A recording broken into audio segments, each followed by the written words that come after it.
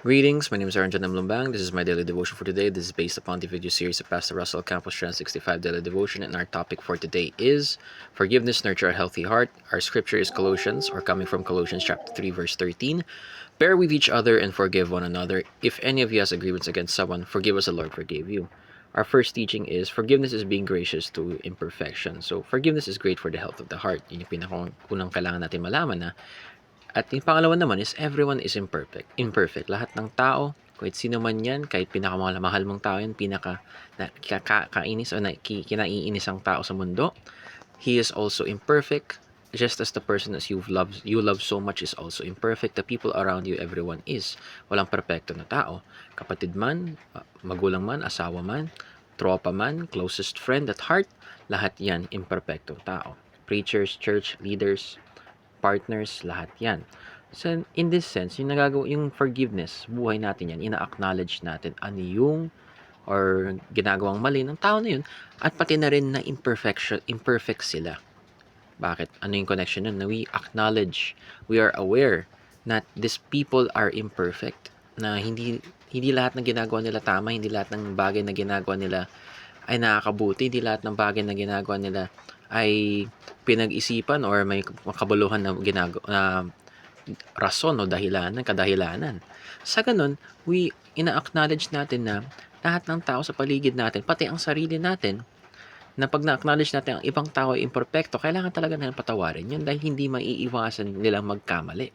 At ganun rin ang dapat ng tingin ng tao sa atin as well, na hindi tayo perfecto din at hindi tayo magiging perfecto. Sa ganun, kailangan rin nila tayong patawarin. Kasi hindi natin maiiwasan yan bilang tao. Likas na sa atin na magkamali, likas na sa atin na hindi magiging perfecto. At isa sa punto doon, ng forgiveness or ang pagpapatawad sa mga ibang tao at sa sarili mo, I give and take. No? So, forgive others because they are imperfect. And vice versa. Others should forgive you because you are also imperfect. No? So, let's move on to the next na. Forgiveness is based on how God forgives. So, hindi po nakabase po yung forgiveness po sa yung worldly na pagkakaalam sa ano ang forgiveness. Madalas yung nangyayari is forgiveness na ginagawa natin is pag na-forgive natin, hindi na natin lalapitan. Forgive natin, hindi na natin tutulungan. Forgive natin, hindi na natin sasabihan or hindi na natin gagawa na mabuti yung tao na yun.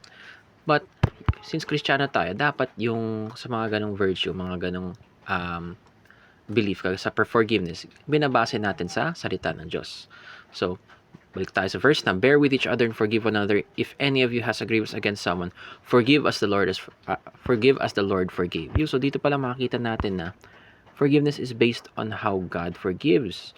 Na forgive people in the same way God has forgiven you. Mahirap yun. The forgiveness, mapansin natin sa pagpapatawad ng ng Panginoon sa atin ay may security, no? It gives us security. Paano nasasabi ng security? Kung pinatawad ka na talaga ng Panginoon o kung pinatawad ka ng Panginoon sa ginawa mong mga kasalanan, hindi na niya yun ibabalik sa iyo, hindi niya nagagamitin yun sa iyo in the future. Na kung ano man ang ginawa mo noon, hindi na niya isusumbat sa iyo.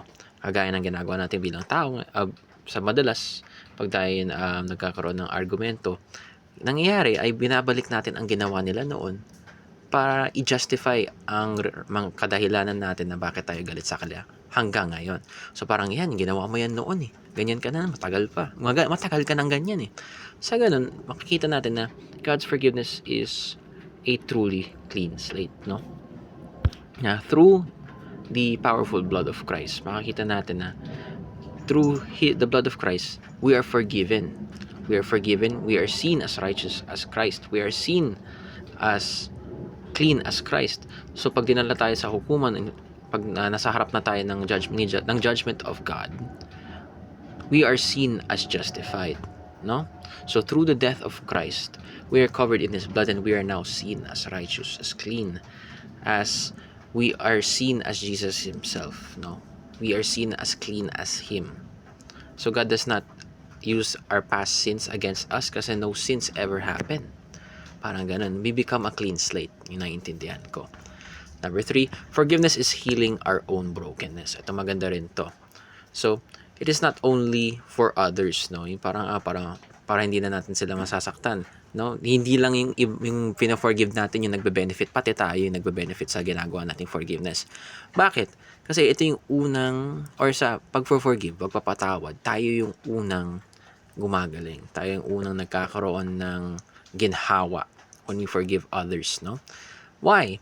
Kasi yung binubuhat mo yung sakit sa puso mo na sinaktan ka na, sinasaktan mo pa yung sarili mo dahil dinadala mo yung sakit na yun, kada nakikita mo yung tao yun, o sa araw-araw mong buhay, no?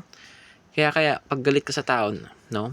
Nakapapansin mo, sumasakit yung puso mo, pag-iisip mo, nag-iisip ka ng paraan para sa ang saktan o gawan ng masama, na pag galit ka sa tao, talaga hindi mo maiwasan na laitin o kung ano-ano pa man. Sa ganun, we are hurting ourselves in the process. Na we are becoming worse as an individual. Our minds are focused on evil rather than good. Kasi kada nakita natin yung tao na naiinis tayo. No? It's not good for the heart na lagi na nang nakabalot sa puot. No? So, do not punish yourself. No? Yun yung masasabi natin na do not punish yourself for the sins of others, no? Do not punish yourselves by not forgiving others, no? Nasasaktan ka na nga, sinasaktan mo pa yung sarili mo. So, ganun. Salamat po sa pakikinig at mabuhay.